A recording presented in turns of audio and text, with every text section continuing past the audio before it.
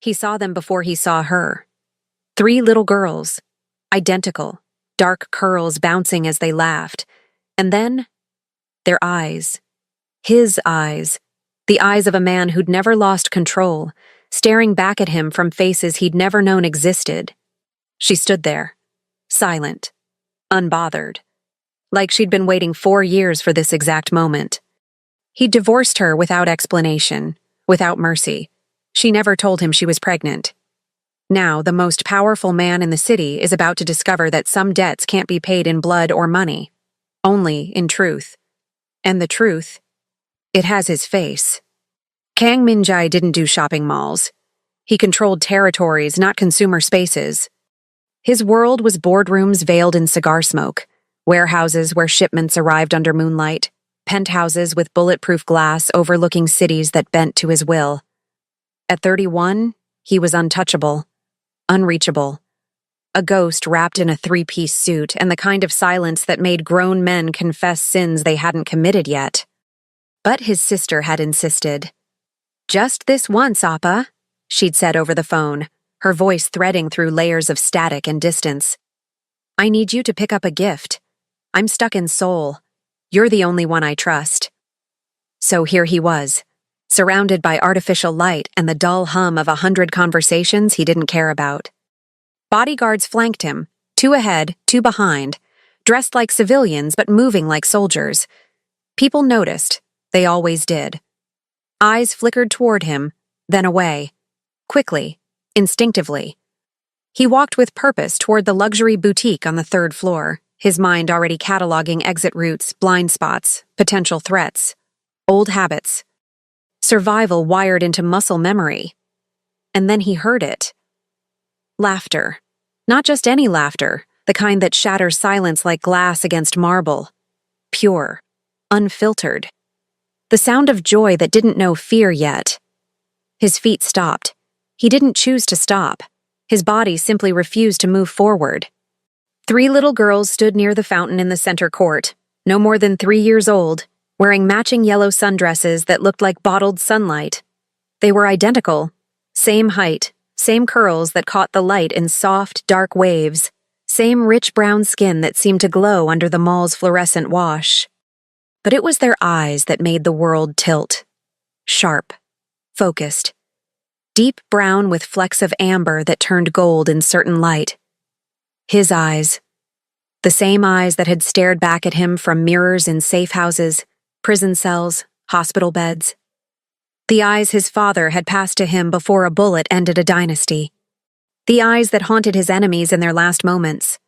Those eyes were looking at a stuffed giraffe now, arguing in soft, animated voices about whose turn it was to hold it. Minjai's chest tightened. His breath caught somewhere between his lungs and his throat. Then he saw her. Standing 5 feet away, her back to him, dressed in a simple white blouse and dark jeans that somehow looked more elegant than anything in the boutique windows. Her hair was different, longer now, pulled into a low ponytail that swayed gently as she bent down to adjust one of the girl's ribbons. Amara, his ex-wife. 4 years. It had been 4 years since he'd signed the papers his lawyer placed in front of him without explanation. 4 years since he'd walked out of their penthouse and never looked back. 4 years since he'd last heard her voice.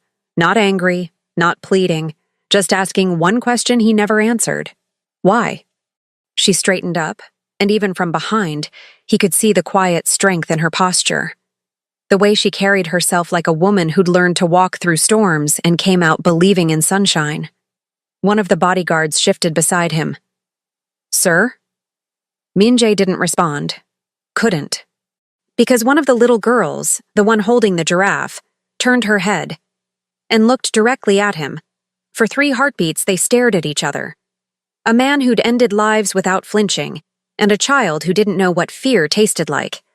She tilted her head, studying him the way he used to study opponents across poker tables. Then she smiled, small, curious, innocent. And something inside him, something he'd thought died the day he buried his father, cracked wide open. "Mommy," the girl said, tugging on Amara's hand. "That man is looking at us." Amara turned. The world stopped. Not metaphorically, not poetically. It actually stopped.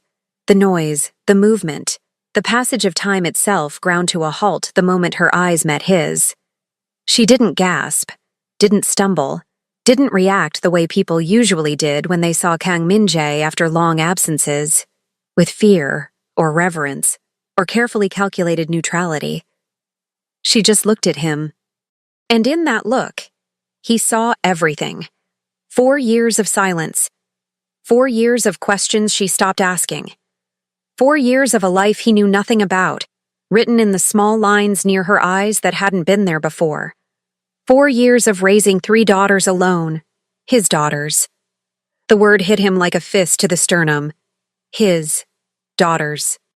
Girls, Amara said quietly, her voice steady in a way that made his own breath unsteady. Stay close. The other 2 turned then, and Min-jae saw it again. His face reflected in miniature, in triplicate, in the children who shouldn't exist because he'd walked away before he could destroy them the way he destroyed everything he touched. But they did exist, and they were looking at him like he was just another stranger in a crowded mall. One of the bodyguards stepped forward. Sir, we should leave, Min-jae said. His voice came out rougher than intended. All of you, wait by the car. Sir, now. They hesitated, then obeyed, because no one questioned Kang Min-jae twice. Amara watched them go, then turned her attention back to him. Her expression was unreadable, not cold, not warm, just present. Like she'd learned how to exist in a space where his presence didn't dictate the temperature anymore. Kang Min-jae, she said. Not a question, just a statement of fact. Amara.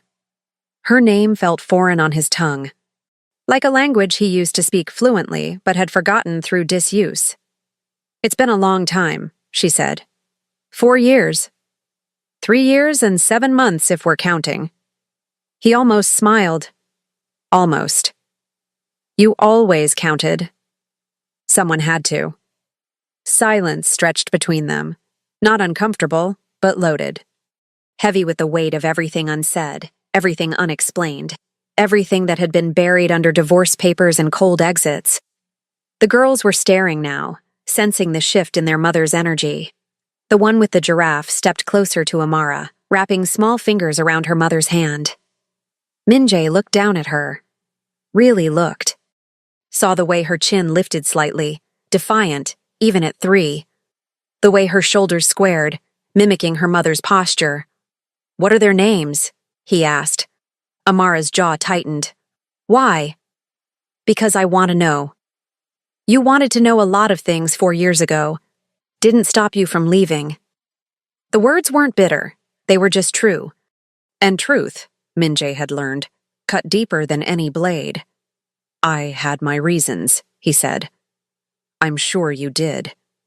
She shifted her weight, and he noticed the small things, the calluses on her hands that hadn't been there before, the faint shadows under her eyes that spoke of sleepless nights and early mornings. But reasons don't raise children, Min-jae. Reasons don't answer questions when they ask where their father is. Reasons don't... She stopped, took a breath, reset. Their names are Arya, Zara, and Naomi, she said finally. Arya has the giraffe. Zara is on the left. Naomi is hiding behind my leg because she doesn't like strangers. Min-jae's gaze dropped to the smallest girl, barely visible, peeking out with wide eyes that mirrored his own. They're not strangers to me, he said quietly. Amara laughed, soft, incredulous. You didn't know they existed until 60 seconds ago. I know now. And what exactly do you plan to do with that knowledge? Good question. He'd built an empire on knowing what to do, how to respond, when to strike, when to disappear. But standing here, looking at the woman he'd loved enough to leave and the daughters he'd never known existed, every strategy he'd ever learned felt useless. I don't know, he admitted. It was the most honest thing he'd said in 4 years. Amara studied him for a long moment. Then she crouched down, eye level with the girls. Say goodbye to the nice man, she told them gently. We need to finish shopping. But Mommy, Arya said, still clutching the giraffe. He has sad eyes. Min-jae felt something crack further. I know, baby, Amara whispered. Some people carry sadness. It's not our job to fix it. She stood, gathered the girls with practiced ease, and turned to leave. Amara. She paused, didn't turn around. I need to talk to you. You had 4 years to talk. I know. You chose silence. I know. Then live with it. She started walking. The girls followed, little hands in hers, yellow dresses disappearing into the crowd like sunlight fading at dusk. Min-jae stood there, alone in the middle of the mall, surrounded by people who didn't matter, watching the only people who suddenly did walk away. And for the first time since he was 16 years old, standing over his father's grave, swearing to become untouchable, Kang Min-jae felt something he'd forgotten how to name. Regret. Min-jae didn't sleep that night. He sat in his penthouse office on the 42nd floor, city lights bleeding through floor-to-ceiling windows, a glass of whiskey untouched on the mahogany desk in front of him. The room was silent except for the low hum of climate control and the distant pulse of traffic far below. His phone sat beside the whiskey, screen dark. No calls. No messages. Just the weight of a number he hadn't dialed in 4 years, saved under a name he'd told himself he'd deleted but never actually could. His head of security, Dae-won, had already delivered the report. Efficient. Thorough. No questions asked because Kang Min-jae's people knew better than to question. Amara Cross, age 29. Residence, small apartment complex in Brooklyn Heights. Occupation, freelance graphic designer, works from home. No criminal record, no debts, no romantic entanglements. Triplet daughters, Arya, Zara, Naomi. Born February 14th. Min-jae had stopped reading there. February 14th, 9 months after he'd left, she'd been pregnant. Carrying 3 lives inside her while he signed papers that erased their legal connection. She'd gone through every appointment, every sleepless night, every fear and milestone alone. And she'd never told him. He should have been angry. Part of him wanted to be. But rage required righteousness, and Min-jae had forfeited that the moment he walked out without explanation. The intercom buzzed. Sir? Dae-won's voice crackled through. Your sister is online too. Min-jae pressed the button, put her through. A click. Then Ji-yeon's voice, bright and unbothered despite the 13-hour time difference. Did you get the gift? Min-jae looked at the empty space on his desk where a wrapped box should have been. No. Appa. She sighed. I sent you to 1 store, literally 1. I got distracted. By what? You don't get distracted. You're like emotionally unavailable wall man. Nothing distracts you. He almost smiled. Almost. I saw Amara. Silence. Long enough that Min-jae checked to make sure the line hadn't dropped. Ji-yoon? Amara, she repeated slowly, like testing the weight of a name she hadn't spoken in years. As in, your ex-wife, Amara. Yes. The woman you divorced for absolutely no reason and refused to talk about ever again? Yes. Wow. He could hear her shifting, probably sitting up in whatever hotel bed she was calling from. How is she? She has children. Another pause, shorter this time. Oh, 3 of them, girls, identical triplets. That's nice? I mean, good for her. Moving on, fresh start, all that, they're mine, Ji-yeon. The silence that followed was so absolute, Min-jae could hear his own heartbeat. Say that again, Ji-yeon said finally, her voice stripped of all its usual lightness. The girls, they're my daughters. Are you sure? I saw them. They have my eyes. Lots of people have brown eyes, Appa. Not like these. He closed his own eyes and the image was still there. 3 small faces, 3 identical gazes, 3 versions of a future he'd tried to prevent by leaving. I'm sure. Ji-yeon exhaled slowly. She never told you? No. Why? I don't know. Did you ask? She wouldn't talk to me. Shocking, Ji-yeon said dryly.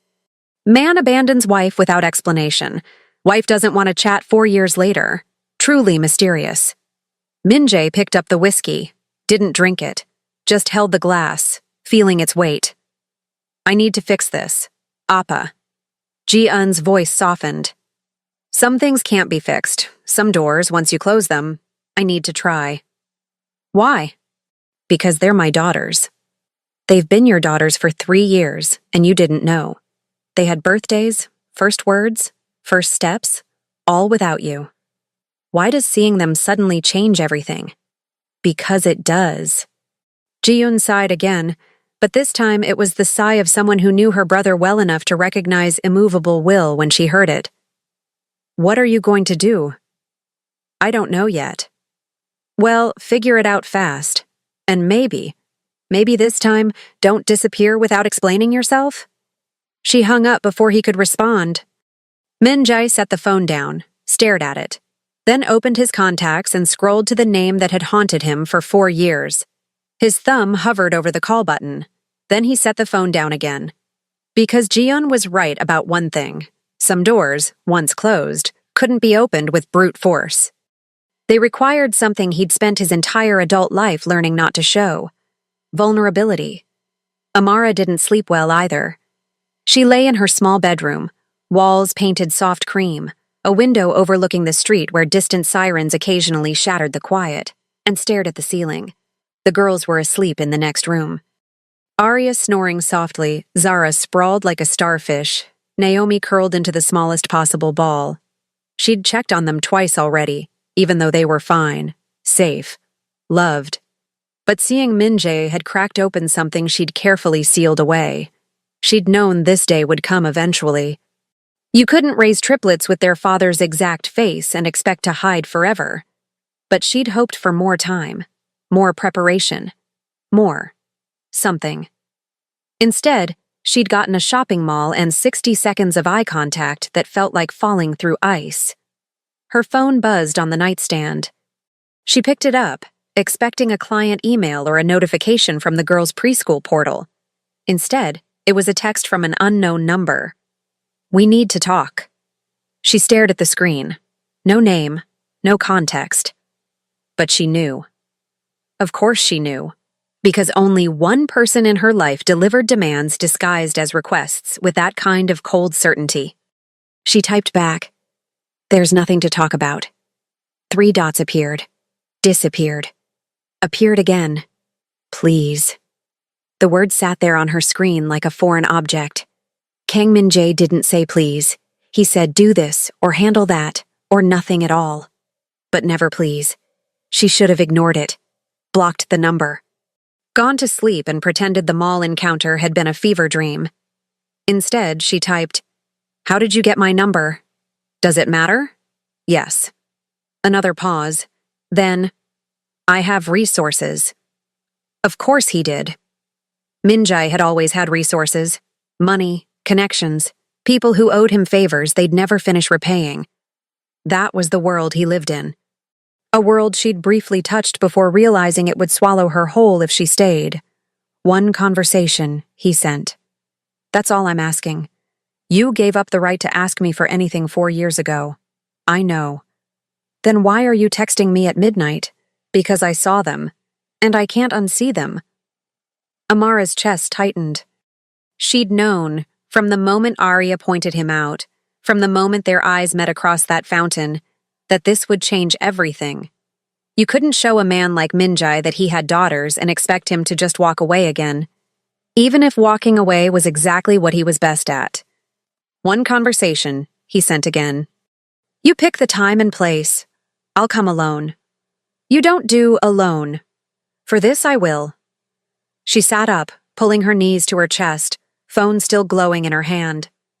Every instinct screamed at her to refuse, to protect the quiet, stable life she'd built from the ruins of their marriage, to keep the girls safe from the man whose world was made of shadows and unspoken threats. But another part of her, smaller, quieter, buried under years of single parenthood and survival, whispered something else. He's their father. Don't they deserve to know? She typed slowly. Tomorrow. 2 p.m. Brooklyn Bridge Park, Pier 1. And if you bring anyone, I walk. His response came immediately. I'll be there. Amara set the phone down, stared at it like it might explode. Then she lay back down, closed her eyes, and tried to pretend she wasn't terrified of what tomorrow would bring. Minjai arrived 15 minutes early. The park was crowded. Joggers, tourists, couples walking hand in hand along the waterfront. The Manhattan skyline rose across the East River, glass and steel catching afternoon sunlight like a wall of mirrors. He stood near the railing, hands in the pockets of his black overcoat. No bodyguards, no backup, no contingency plan. Just him.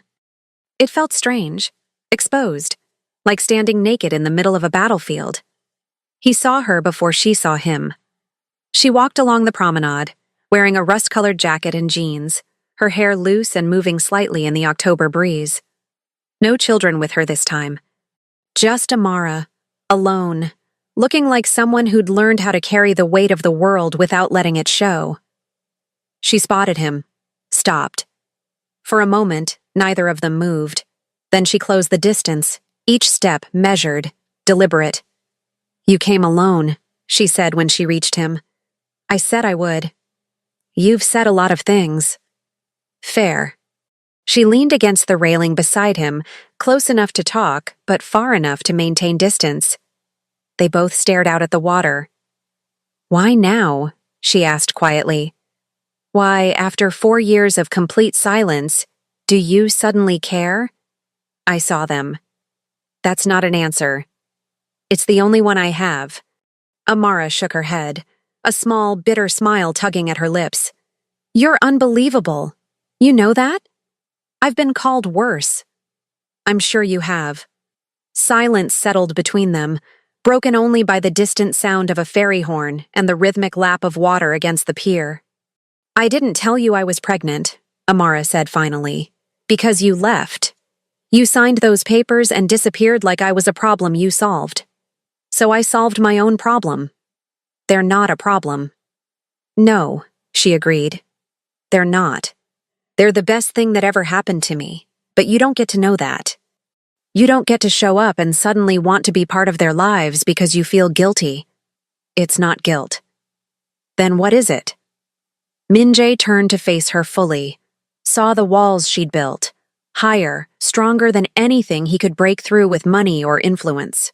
I left because I thought I was protecting you, he said. She laughed. No humor in it. Protecting me from what? From me. From my world. From what I am. And what are you, Minjai? He held her gaze. Someone who destroys everything he touches. Well, congratulations, she said softly. You succeeded. The words hit like a blade between ribs. I'm sorry, he said. And he meant it. Every syllable. Amara looked at him for a long time. Then she turned back to the water. Sorry doesn't change the past. I know. Sorry doesn't erase 4 years. I know. Sorry doesn't make you a father. I know that too. She exhaled slowly. Then what do you want from me? A chance. To do what? To be what I should have been from the beginning. Amara closed her eyes. You have no idea what you're asking. Then tell me. She opened her eyes, and in them, he saw exhaustion, fear, and something else, something that looked dangerously close to hope. They ask about you sometimes, she said. Not by name. They don't know your name. But they ask why they don't have a daddy like the other kids at preschool. Minjay's throat tightened. What do you tell them? I tell them that some families look different, that love doesn't always come in the same shape. Do they believe you? They're 3, Minjai. They believe everything I say. She paused. For now. What happens when they stop believing? I don't know. Her voice cracked slightly. I've been trying not to think about it. Minjay looked down at his hands, hands that had signed contracts, held weapons, built an empire on silence and strategy. Hands that had never held his daughters. Let me meet them, he said. Properly. Not as a stranger in a mall. And then what? You show up for a day, Play the doting father and disappear when things get complicated? Because that's what you do, Min-jae. You run. I won't run. How do I know that? You don't. At least he was honest. Amara turned to face him fully now, arms crossed, defenses locked in place. If I let you into their lives, and that's a massive if, you don't get to do this halfway. You're either all in, or you stay gone. I won't let you break their hearts the way you broke mine. I understand. Do you? She stepped closer, and for the first time, he saw anger flash in her eyes. Real, raw anger. Because being a parent isn't a business deal. It's not something you can delegate or strategize. It's showing up every single day, even when it's hard. Especially when it's hard. It's putting them first, always, no matter what. Can you do that? Min-jae met her gaze. I don't know, he said, but I want to try. Amara stared at him, searching for something, sincerity maybe, or proof that he was still the man who'd walked away without looking back. Whatever she found, it made her shoulders drop slightly. One meeting, she said finally, supervised, at my apartment, and if you scare them, or upset them, or make them feel anything less than safe, you're done. Understood? Understood. And Min-jae? She held his gaze. If you hurt them, I will make you regret every decision you've ever made. I don't care who you are or what you're capable of. He believed her. Because the woman standing in front of him wasn't the same woman he'd married. That woman had been softer, more willing to bend. This woman was steel wrapped in grace, and she terrified him in the best possible way. When? He asked. Sunday 10 a.m., I'll text you the address. She started to walk away, then paused. And Min-jae? Yes? Don't bring gifts. Don't try to buy their affection. Just be human, if you remember how. Then she was gone, disappearing into the crowd, leaving him alone at the pier with the skyline at his back and the weight of Sunday morning pressing down on his chest. Sunday morning arrived wrapped in cold autumn air and the kind of nervous energy that made Min-jae check his reflection 3 times before leaving the penthouse. He'd chosen simple clothes, dark jeans, a charcoal sweater, leather jacket. No designer logos, no watch that cost more than most people's yearly rent. Just normal. Or as normal as someone like him could manage. Daewon had raised an eyebrow when Min-jae told him he was going alone. Sir, with all respect. I said alone. At least let me drive you. No. Then take the tracker. Daewon. Min-jae's voice carried the weight of finality. I'm visiting my daughters, not negotiating a territory deal. His head of security had nodded slowly, though the concern in his eyes remained. Now, standing outside Amara's building in Brooklyn Heights, Min-jae understood that concern. Because walking into an unsecured location without backup went against every survival instinct he'd honed over 15 years. But this wasn't about survival. This was about something infinitely more dangerous. Trust. He pressed the buzzer. Apartment 4C. Amara's voice crackled through the intercom. Yes? It's me. A pause. Then the door buzzed open. He climbed 4 flights of stairs, no elevator, he noted, and found her waiting in the hallway. Same rust-colored jacket from Friday. Hair pulled back. Expression carefully neutral. Rules, she said before he could speak. You follow my lead. If they get uncomfortable, we stop. If they want you to leave, you leave, and absolutely no talk about. Your work, understand? Understood. She studied him for another moment, then opened the door. The apartment was small but warm. Cream walls covered with children's artwork, crayon drawings of flowers, stick figure families, abstract swirls of color.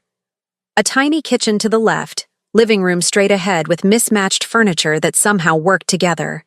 Toys organized in bins near the window, everything clean, everything loved. Everything that could have been his, if he hadn't been a coward. They're in the living room, Amara said quietly. I told them a friend was coming to visit. A friend. I'm not explaining who you are until I know you're staying. Fair. She led him inside, and there they were. 3 little girls sitting on the carpet, surrounded by coloring books and crayons. They looked up simultaneously when he entered. 3 pairs of identical eyes locking onto him with the same focused intensity he used in boardrooms.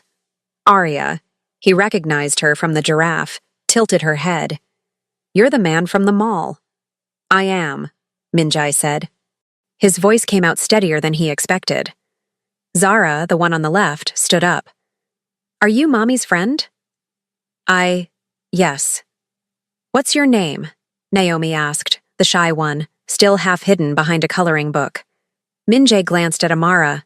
She nodded slightly. My name is Minjai, he said, but you can call me, whatever you want. Arya giggled. That's a funny name. It's Korean, he explained. Mommy says we're half Korean, Zara announced proudly. Minjai's chest tightened. You are. Do you know Korea? Arya asked. I was born there. Is it pretty? Very pretty.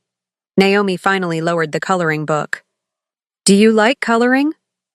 Such a simple question, but loaded with the weight of acceptance. I haven't colored in a long time, Minjai admitted. That's sad, Naomi said seriously. Coloring makes everything better. Amara smiled slightly. Naomi's an artist. Like you, Minjai said, looking at Amara. She blinked, surprise flickering across her face. You remember. I remember everything. The words hung in the air between them, heavier than they should have been, carrying 4 years of unspoken history. Arya stood up, walked over to Minjai, and grabbed his hand. Her fingers were so small, so warm. Come sit with us, she said, tugging him toward the carpet. We're coloring a garden. Minjai looked at Amara. She nodded again, though her expression had shifted into something cautious. He let Arya lead him to the floor, folding his long frame into a cross-legged position that felt absurd and perfect all at once. Zara handed him a crayon. Green. You can do the grass, she instructed. Okay. And just like that, Kang Minjai, feared leader, ghost in a suit, man who'd built kingdoms on silence, sat on a worn carpet in a small Brooklyn apartment and colored grass with his daughters. An hour passed. Then 2. Minjai learned that Arya was the bold one, asking questions without hesitation, declaring opinions like facts. Zara was the organized one, making sure everyone had equal crayons, equal space, equal turns. And Naomi was the observer, quiet but deeply thoughtful, watching him with those mirror image eyes like she could see through the careful walls he'd built. Amara stayed nearby, working at the small kitchen table on her laptop, glancing up every few minutes to monitor the situation. Why are your hands so big? Arya asked at one point, holding her tiny palm against his. Because I'm an adult. Will our hands get that big? Probably not quite that big, Amara interjected gently. But they'll grow. I want big hands, Zara declared, so I can hold more crayons. Naomi, who'd been silent for a while, suddenly spoke up. Do you have a family? The question landed like a stone in still water. Minjai set down the blue crayon he'd been using for the sky. What do you mean? Like, a mommy and daddy and sisters and brothers? I have a sister, he said carefully. Her name is Ji-eun. She lives far away. Do you have a mommy and daddy? Amara tensed but didn't interrupt. I did, Minjai said, but they're not here anymore. Did they go to heaven? Naomi asked. Yes. Do you miss them? Such an innocent question, and the answer was so complicated. Every day, he said. And it was true. He missed the father who taught him chess and strategy. Missed the mother who'd sung lullabies in Korean before the world turned dark. Missed the version of himself who believed family could exist without danger. It's okay to miss people, Naomi said solemnly. Mommy says missing people means you loved them. Minjai looked at Amara. She was watching him with an expression he couldn't quite read, something between compassion and caution. Your mommy is very smart, he said. We know, all 3 girls said in unison.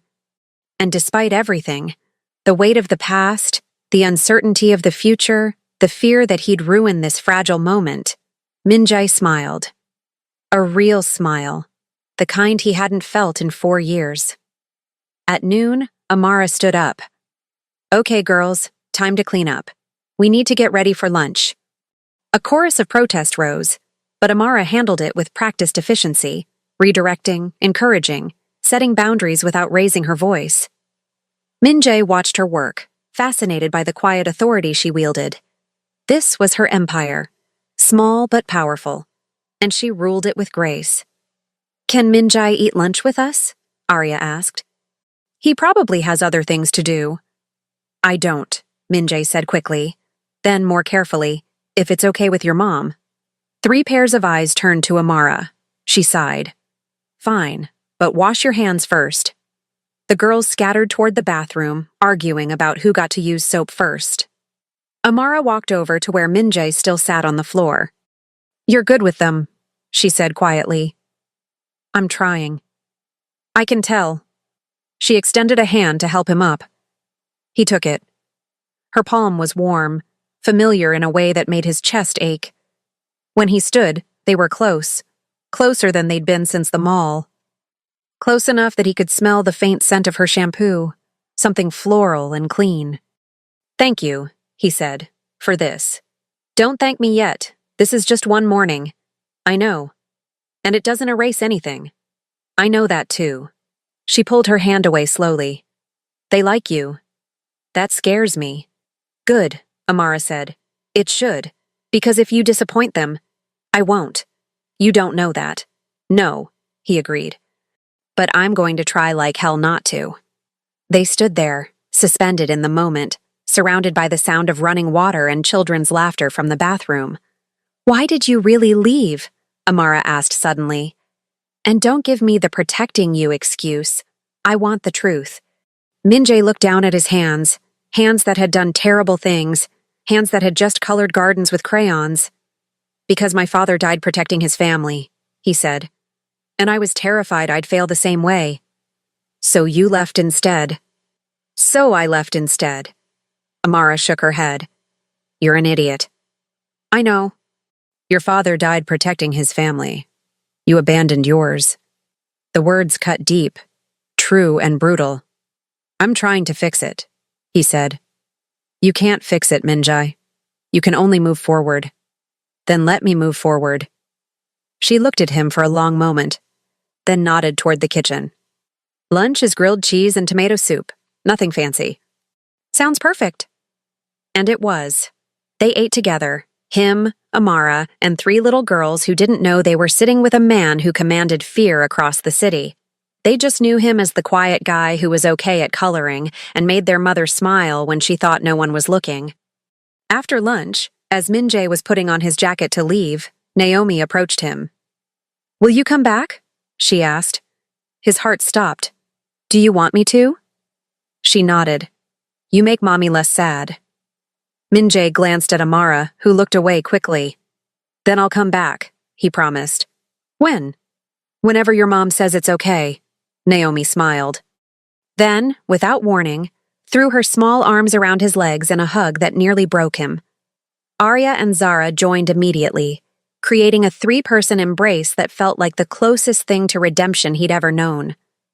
Over their heads, Min-jae met Amara's eyes. She was crying. Silent tears sliding down her cheeks, but she wasn't wiping them away. He mouthed, "I'm sorry." She mouthed back, "I know." And for the first time in 4 years, Kang Min-jae allowed himself to believe that maybe, just maybe, some broken things could be rebuilt. Not fixed, but rebuilt. Into something new. A quick announcement before we begin. Channel members get access to exclusive videos, weekly content, and early access to videos before they go live on the channel. To join, just click Join here on YouTube. And if you'd like to support the growth of the channel, the available support options are listed in the description. Let's start. 3 weeks became 3 months. Min-jae visited every Sunday at 10 a.m. No bodyguards, no phone calls during visits. Just him, showing up, learning how to be present in a life he'd never thought he deserved. He learned that Arya could negotiate like a seasoned diplomat, always securing an extra 10 minutes before bedtime. That Zara arranged her toys by color and size, a tiny architect building order from chaos. That Naomi drew pictures of things she felt but couldn't say, storms and sunshine existing on the same page. He learned that Amara took her coffee black, worked late into the night after the girls slept, and still wore the small silver bracelet he'd given her on their first anniversary, though she claimed it was just habit. He learned that being a father wasn't about grand gestures or strategic planning. It was about showing up, again and again, even when you didn't know what to say, especially then. But outside the walls of apartment 4C, his other world continued. Territory disputes, revenue collection, meetings where silence carried more weight than words. He compartmentalized with surgical precision, Min-jae the father on Sundays, Kang Min-jae the rest of the week, until the day those worlds collided. It was a Tuesday when Daewon entered his office without knocking. That alone told Min-jae something was wrong. "Sir," Daewon said, closing the door behind him. "We have a problem." Min-jae looked up from the contracts spread across his desk. "Define problem." "Victor Kozlov knows about the girls." The words hit like ice water. Victor Kozlov, Russian enforcer, ambitious, brutal, currently making moves into territories Min-jae had held for 5 years. They'd been circling each other for months, threats disguised as business proposals, tension building like pressure behind a dam. "How?" Min-jae asked, his voice dangerously quiet. "Someone talked. We're tracking the leak now." "And what does Victor know exactly?" Daewon's jaw tightened. Names, ages, address. Min-jae stood slowly. The city stretched out behind him through the windows, millions of lights that suddenly felt like a million vulnerabilities. "Get a protection detail on Amara's building, discreet." "She doesn't know they're there." "Already done, sir, but there's more." Of course there was. "Victor sent a message. He wants a meeting. Says if you don't come, he'll send his regards to apartment 4C. Min-jae's hands curled into fists on the desk. "When?" "Tonight. Pier 76, midnight. A warehouse, isolated, every tactical disadvantage." Which meant Victor wanted blood, not conversation. "Tell the team to prepare," Min-jae said. "Full defensive protocol." "Sir?" Daewon hesitated. "Maybe we should move them, the woman and the girls, somewhere secure until this is resolved." Min-jae considered it, then shook his head. "Amara would never agree. And forcing her would break the only trust I've managed to build. With respect, trust doesn't matter if they're dead. Trust is the only thing that matters." Daewon nodded slowly. "Then we end this tonight." "We end this tonight," Min-jae agreed. He texted Amara at 6 p.m. "Can't make it Sunday. Something came up." She replied an hour later. "Everything okay?" He stared at the message, wanted to tell her everything, that men who dealt in violence and territory knew where she lived, knew her daughter's names, knew exactly how to hurt him. Instead, he wrote, "Yes, just work." Another lie. Another brick in the wall he'd rebuilt between them. But this time, he told himself, the lie was protection. 3 dots appeared, disappeared, appeared again. "The girls will miss you." His chest tightened. "I'll make it up to them. You better." Then, "Min-jae?" "Yes? Be careful." He stared at those 2 words for a long time. "Always," he lied. Pier 76 at midnight was exactly what Min-jae expected. Abandoned warehouses, broken glass catching moonlight, the East River lapping against rotted wood. He arrived with Daewon and 4 others, all armed, all ready. Victor was already there, flanked by 6 of his own men. Tall, broad-shouldered, with the kind of face that advertised violence as a lifestyle choice. "Kang," Victor said, his accent thick, amused. "You came. You threatened my family." "Family?" Victor laughed. "You mean the woman you divorced and the bastards you abandoned?"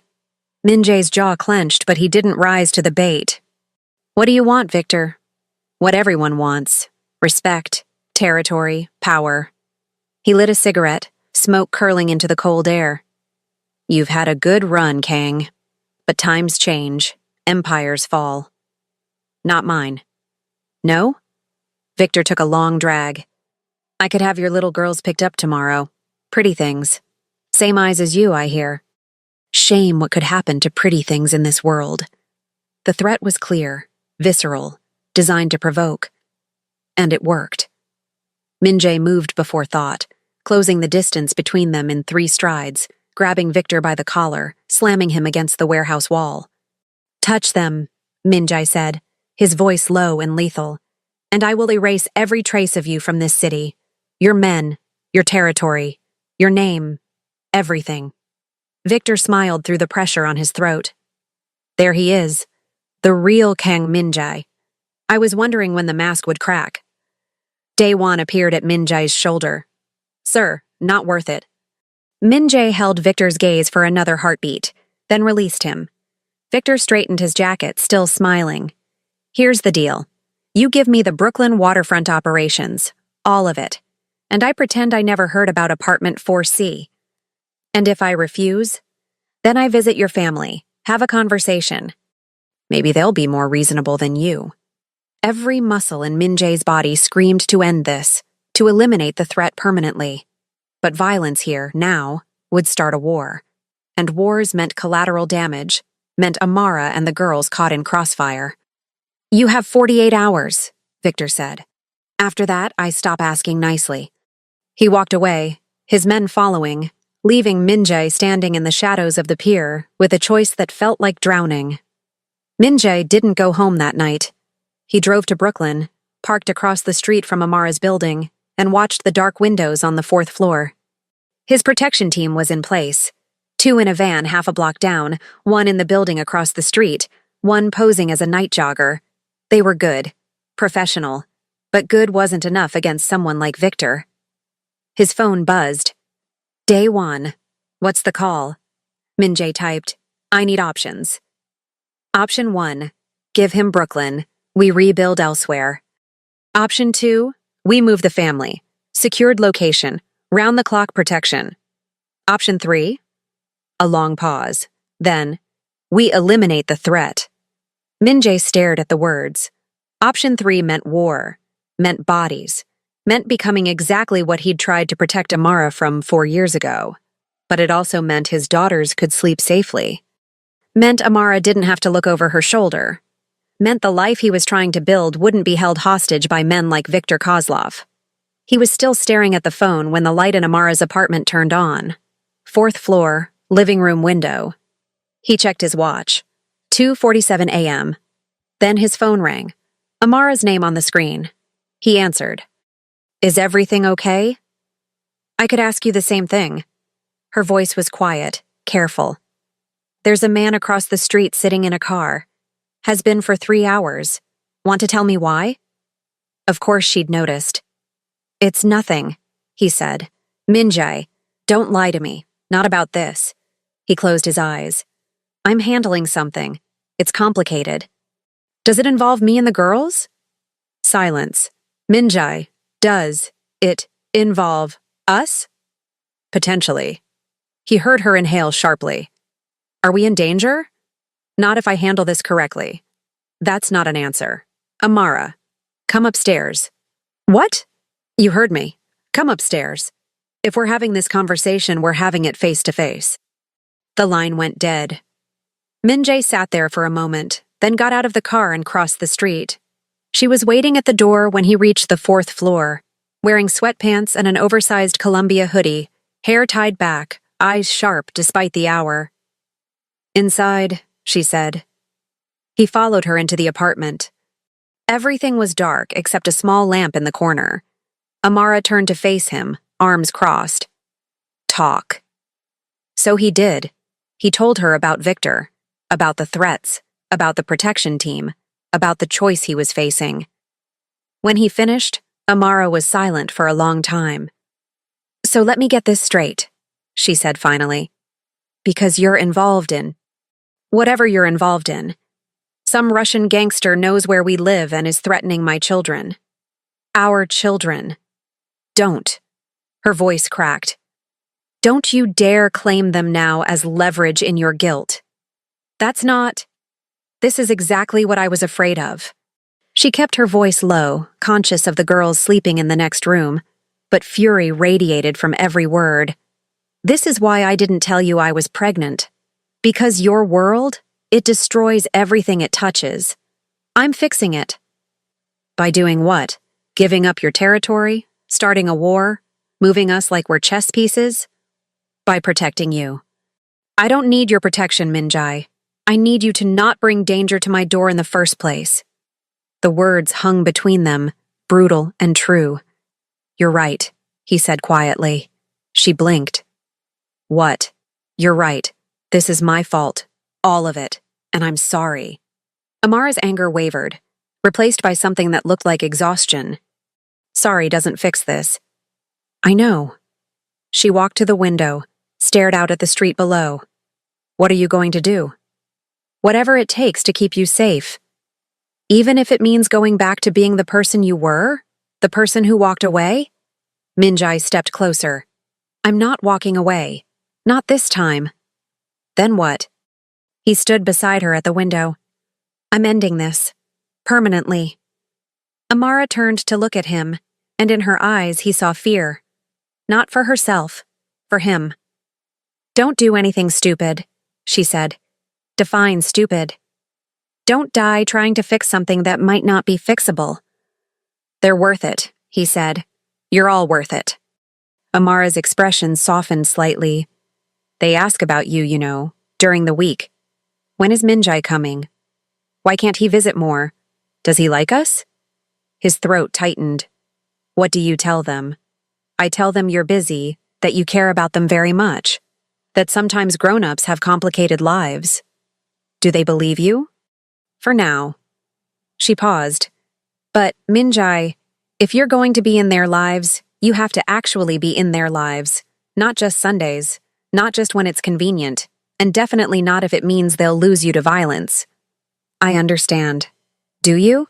Because I lost you once already. I survived. But them? She glanced toward the bedroom where 3 little girls slept, unaware of the storm gathering around them. They're just starting to trust you. If something happens, nothing will happen. You can't promise that. No, he agreed, but I can try. Amara studied him for a long moment. Then she did something unexpected.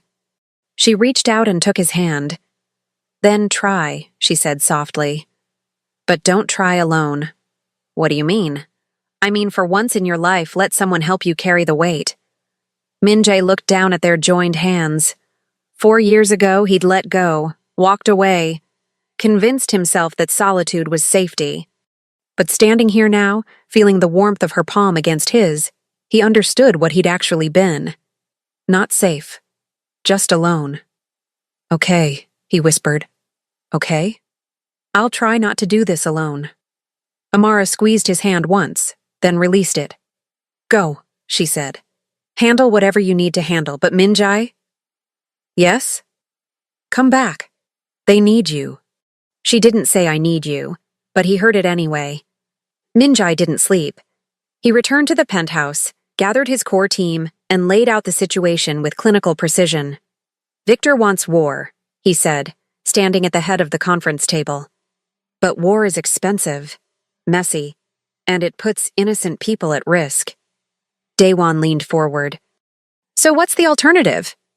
We give him what he wants. Silence crashed through the room. Sir, one of the lieutenants said carefully, giving up Brooklyn waterfront means losing 20% of our revenue. I know.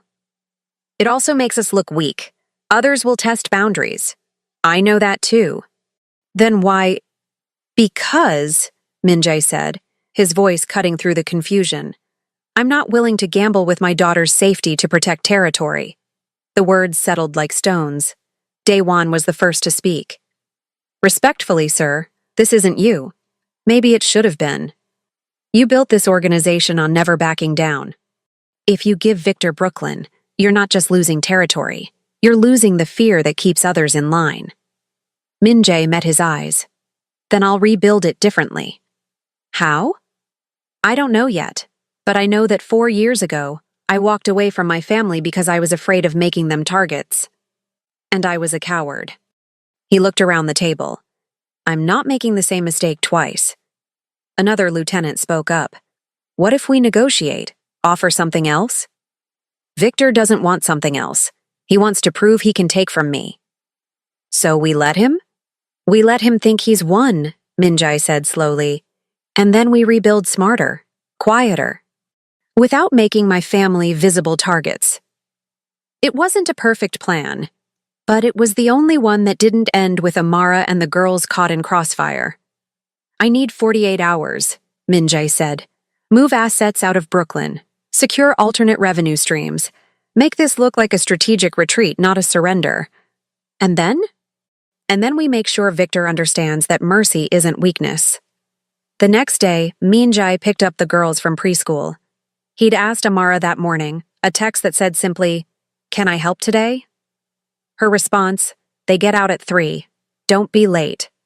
He arrived at 2:55, standing outside the small building with a handful of other parents and caregivers. Most of them looked at him with vague curiosity. Tall Korean man in expensive but understated clothes, clearly out of place in the world of juice boxes and permission slips. The doors opened. Children spilled out like a flood of noise and color. And then he saw them. Arya spotted him first. Her eyes went wide, then she was running. Full speed, backpack bouncing, nearly tripping over her own feet. Minjai! She crashed into his legs with the force of a tiny meteorite. Zara and Naomi were right behind her, creating a 3-person embrace that knocked the breath from his lungs in the best possible way. What are you doing here? Arya demanded, looking up with those mirror image eyes. Your mom said I could pick you up. Where is Mommy? Naomi asked. Working. I'm taking you to the park. 3 gasps of delight. Can we get ice cream? Zara asked. If you eat actual food first. Deal! They walked to the nearby park hand in hand, Arya on his left, Naomi on his right, Zara alternating between holding his hand and running ahead to announce their progress. Minjai felt eyes on him, other parents, security cameras, the weight of a world that always watched. But for the first time in his life, he didn't care. Let them watch. Let them see Kang Minjai, the feared ghost of the city's underworld, being dragged toward a playground by 3 little girls who didn't know fear. At the park, he learned that pushing someone on a swing required specific timing. That underdog was apparently the highest honor a swing pusher could achieve. That sandcastles needed moats, and moats needed water, and water required negotiation with other children at the water fountain. He learned that Arya could climb higher than her sisters and wasn't afraid to prove it. That Zara organized games with the efficiency of a general. That Naomi made friends by sharing her snacks and asking gentle questions. He learned that being a father meant vigilance, scanning the park for threats while simultaneously monitoring whose turn it was on the slide. And he learned that the two didn't have to be mutually exclusive. His protection detail was there. He'd spotted them within 30 seconds. One man reading a newspaper on a bench, woman with a stroller near the west entrance, another doing Tai Chi by the trees. They were watching for Victor's people, but Minjai was watching his daughters play. You're good at this, a voice said beside him. He turned. A woman, maybe 40, with kind eyes and paint-stained jeans. At what? He asked. Being present. A lot of parents are here physically, but on their phones mentally. You're actually watching them. Minjai glanced back at the girls. Naomi was showing another child her drawing. Arya was attempting to teach Zara a handstand. The pure, uncomplicated chaos of childhood. I have a lot of time to make up for, he said. The woman smiled. Don't we all? She walked away, and Minjai was left standing there, watching 3 pieces of his heart run around in yellow jackets and light up sneakers. His phone buzzed. Day 1. Brooklyn transfer complete. Victor's people taking possession now. Minjai stared at the message. 4 years of territory building. Gone. Handed over to a man who'd threatened his family. He should have felt rage, humiliation, the sting of defeat. Instead, Watching Arya successfully complete her handstand while her sisters cheered, he felt something else entirely. Relief. He typed back, "Good, keep monitoring. Let me know if he makes any moves." Then he put the phone away and walked over to where his daughters were celebrating. "Did you see?" Arya asked breathlessly. "I saw. That was incredible. Can you do a handstand?" "Not anymore." "Why not?" "I'm old." All three girls dissolved into giggles. "You're not old," Naomi said seriously. "Old people have white hair." "Give me time." More giggles. And in that moment, surrounded by laughter and playground noise and the simple joy of being someone's whole world, Min-jae understood something fundamental. He'd spent 15 years building an empire of fear and silence. But this, three little girls who thought he hung the moon, who didn't care about territory or power or reputation, this was the only empire that mattered, and he'd protect it with everything he had. That evening, he returned them to Amara's apartment. She opened the door, and he saw the question in her eyes before she spoke it. "How did it go?" "We had ice cream," Arya announced. "After actual food," Min-jae added quickly. Amara's lips twitched. "Good." The girls disappeared into their room to show their stuffed animals the amazing leaf collection they'd gathered. Amara stepped into the hallway, closing the door partway behind her. "You gave him Brooklyn," she said quietly. It wasn't a question. "How did you—" "I'm not stupid, Min-jae. You pick up my daughters from school on a Tuesday afternoon. You're clearly in a good mood despite everything, and you're not radiating the kind of tension you had last night." She crossed her arms. "You gave him what he wanted. It was the right call." "Was it?" "Amara, I'm not judging," she interrupted. "I'm asking. Was giving up something you built really the right call?" Min-jae met her eyes. "Yes. Why? Because they're worth more than territory." Something shifted in Amara's expression. "You really mean that?" "I do." She studied him for a long moment, then nodded slowly. "Okay. Okay? You chose them over your empire. That's—" She paused, searching for words. "That's not the man I divorced." "Good, because he was an idiot." Amara laughed, soft, unexpected, genuine. "He really was," she agreed. They stood there in the hallway, close enough to touch but not touching, the sound of the girls' voices drifting through the door. "Min-jae? Yeah? Thank you. For today. For all of it. You don't have to thank me." "I do. Because you didn't have to show up. But you did. And you keep showing up." "I'm going to keep showing up," he promised. Amara looked at him with an expression he couldn't quite read, something between hope and fear. And maybe, just maybe, the beginning of forgiveness. "I know," she said softly. Then she turned and went back inside, leaving him in the hallway with the warmth of her words and the weight of a choice that felt, for once, absolutely right. 6 months later, Min-jae stood in the kitchen of a house he'd bought 3 weeks ago. 4 bedrooms, backyard with actual grass, quiet street in a neighborhood where children rode bikes and people knew their neighbors' names. A house, not a penthouse, not a fortress, a home. He was attempting pancakes. "You're burning them," Arya observed from her perch on the counter. "I'm aware." "Why don't you flip them?" "I'm waiting for the bubbles." "What bubbles?" "The recipe says to wait for bubbles." "There are bubbles." "Those are the wrong kind of bubbles." Arya giggled. "How can bubbles be wrong?" "I don't know, but these ones are."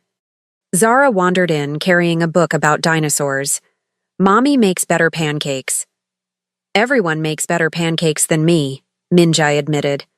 "Then why are you making them?" Naomi asked, appearing in the doorway. "Because your mom is sleeping, and it's Sunday. And Sundays mean pancakes." "Even bad pancakes?" "Especially bad pancakes." The girls dissolved into giggles as smoke started rising from the pan. Min-jae quickly flipped the pancake. It was black on one side, raw on the other. "Okay," he said, surveying the disaster. "New plan. Who wants cereal?" 3 hands shot up. "Cereal it is." He was pouring milk when Amara appeared, wearing one of his old t-shirts and sweatpants, hair messy from sleep, looking more beautiful than anyone had a right to look before 9 a.m. "I thought I smelled something burning," she said. "That was me attempting breakfast." "I appreciate the attempt. I failed spectacularly." "I appreciate that too." She walked over, kissed the top of Arya's head, then Zara's, then Naomi's. The girls immediately started talking over each other, explaining the pancake disaster with the dramatic flair of seasoned storytellers. Amara caught Minjai's eye over their heads and smiled. That smile still destroyed him. Every single time.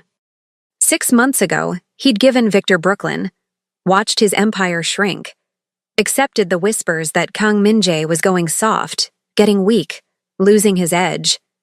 And he'd never been happier. Because he'd gained something infinitely more valuable. This. Morning chaos. Burned pancakes. 3 little girls who called him by name and expected him to know the difference between a T-Rex and an Allosaurus. A woman who'd forgiven him piece by piece, day by day, until forgiveness became something that looked remarkably like love. "I have a meeting at 11, Amara said, pouring herself coffee. "Client wants to discuss a rebrand. I'll watch the girls." "You sure? It might run long." "I'm sure." She studied him for a moment. "You know you don't have to do this, right? The whole domestic thing. You could hire help." "I don't want help. I want this." "Even the chaos?" "Especially the chaos." Amara shook her head, smiling. "You're a strange man, Kang Minjae. You're just figuring that out?" She walked over, stood on her tiptoes, and kissed him. Soft. Sweet. The kind of kiss that tasted like second chances and Sunday mornings. The girls made exaggerated gagging noises. "Gross," Arya declared. "So gross," Zara agreed. "Adults are weird," Naomi concluded. Minjae and Amara broke apart, laughing. "Eat your cereal," Amara told them. "You're not the boss of breakfast," Arya said. "I'm the boss of everything." "Minjae is the boss of pancakes." "Terrible pancakes," Minjae corrected.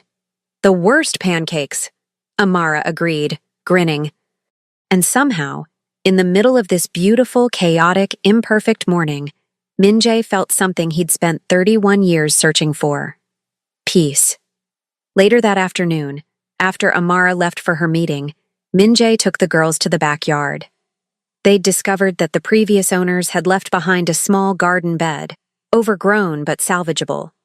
The girls had decided, with the absolute certainty of 4-year-olds, that they needed to grow flowers. "What kind of flowers?"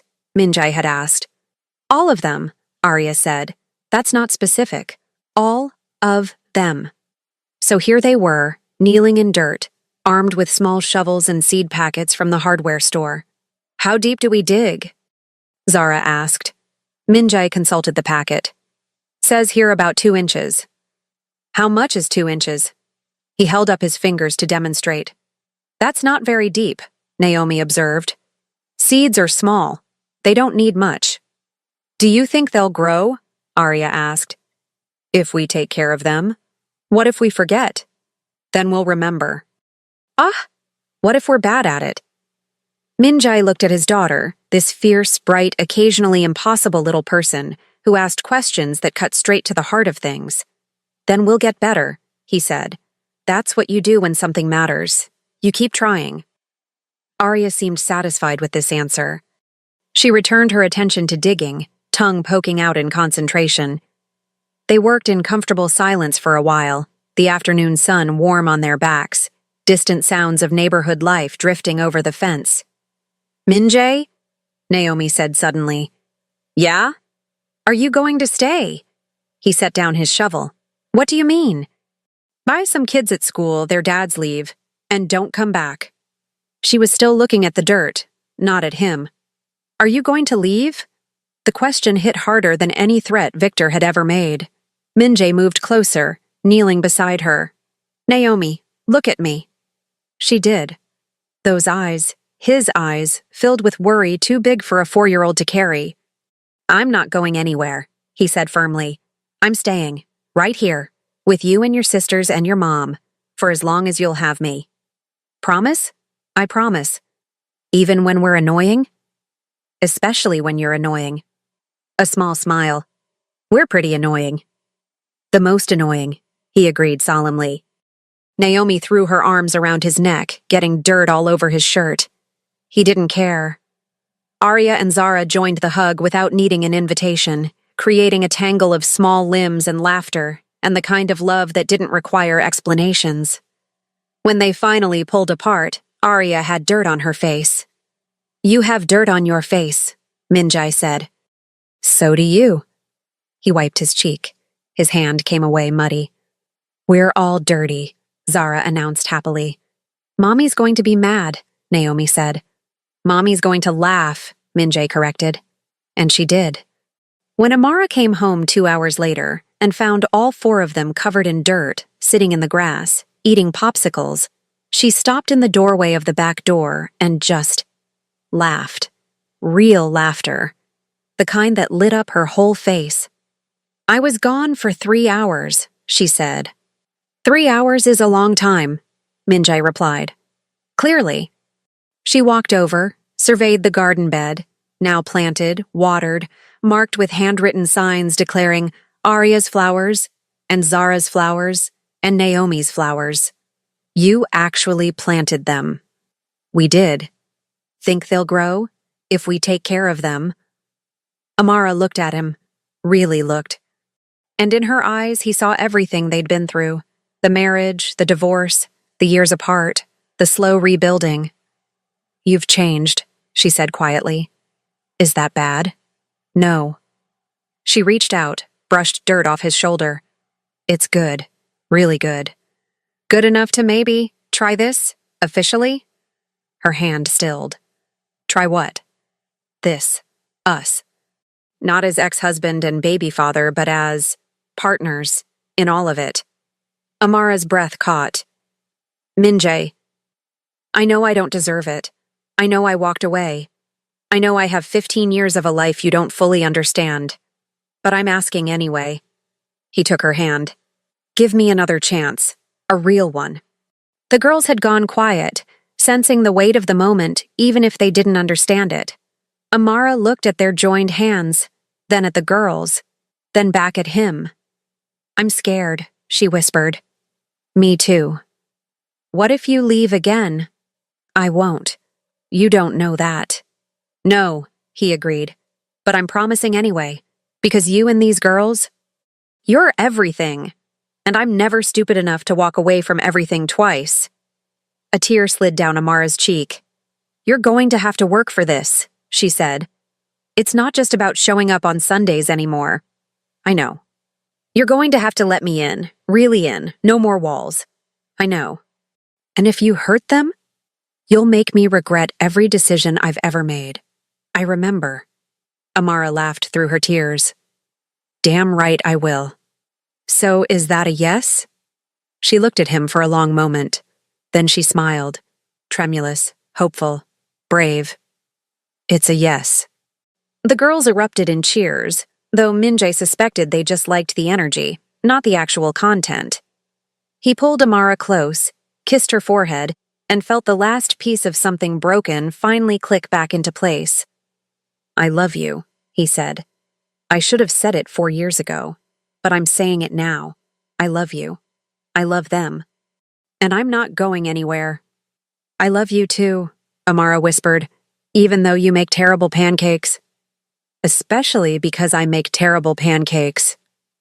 She laughed against his chest, and he held her there, surrounded by 3 little girls and a garden that might grow, in a backyard that was theirs, in a life he'd never thought he deserved. Kang Min-jae had built an empire of fear and silence. But this small, chaotic, perfectly imperfect family, was the only empire worth keeping. And he would protect it with everything he was, not as a ghost in a suit, but as a father, a partner, a man who'd learned that strength wasn't about walls, it was about letting people in, and staying. Epilogue.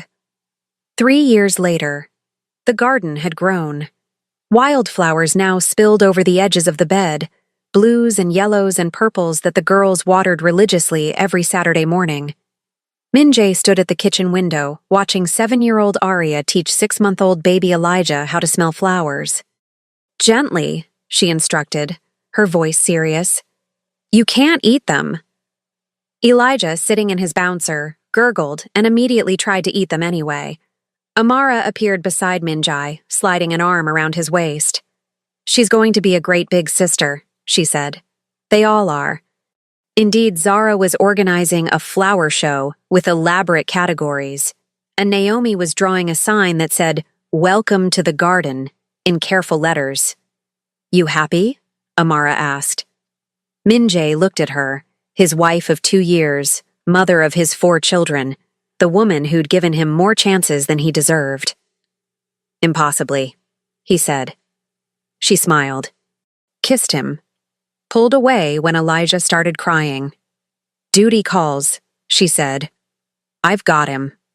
Min-jae walked outside, scooped up his son, and was immediately mobbed by 3 daughters who wanted to show him everything. The flowers, the sign, the elaborate ranking system. And standing there, holding his baby son while his daughters talked over each other in joyful chaos, Min-jae understood something he'd spent 35 years learning. Power wasn't about control. Love wasn't about walls. And family was about showing up every single day. Even when it was hard. Especially when it was hard. He'd walked away once, but never again.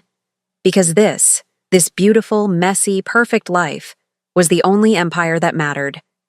And he was finally home. A quick announcement before we begin.